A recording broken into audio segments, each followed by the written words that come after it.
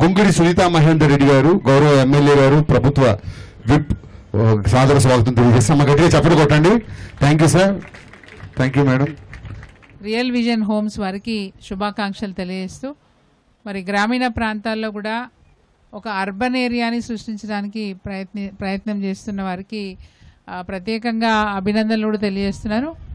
ఈ రోజుల్లో రిస్క్ ఇది, ఎందుకంటే ఒక అర్బన్ ఏరియా నుంచి వచ్చి, అంటే ఒక పట్టణ ప్రాంతం నుంచి వచ్చి పల్లెటూళ్ళల్లో ఇట్లా ఒక పట్టణం లాంటి వాతావరణం సృష్టించడానికి ప్రయత్నం చేస్తూ ఉన్నారు. ఈ రోజుల్లో నిజంగా చెప్పాలంటే పల్లెలు కూడా చాలా బాగుపడుతున్నాయి తెలంగాణ రాష్ట్రం వచ్చిన తర్వాత. ఒకప్పుడు కరెంటు లేక, నీళ్లు లేక గ్రామాలలోకి వెళ్ళాలంటే ప్రజలు చాలా ఇబ్బంది పడేవాళ్ళు. ఇంకా హైదరాబాద్లో సెటిల్ అయిన వాళ్ళు, లేకపోతే విదేశాల్లో సెటిల్ అయిన వాళ్ళు అస్సలు మేము ఊరికే రాము, కరెంట్ ఉండదు, ఒక టీవీ నడవదు, ఒక సెల్ ఫోన్కి నెట్ కనెక్షన్ ఉండదు, సిగ్నల్స్ ఉండవు, మేము రామనేవాళ్ళు. కానీ ఈరోజు పల్లెలు కూడా చాలా బాగుపడుతున్నాయి.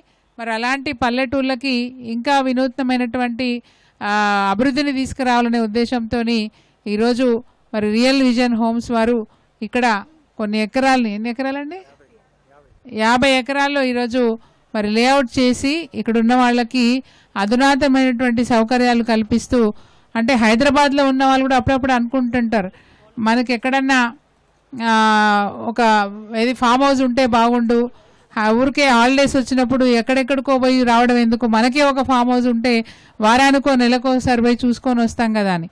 ఇక్కడ రియల్ విజన్ హోమ్స్ వాళ్ళకి అంటే ఎక్కడెక్కడో వెంచర్స్ జరిగినా, ఎక్కడెక్కడో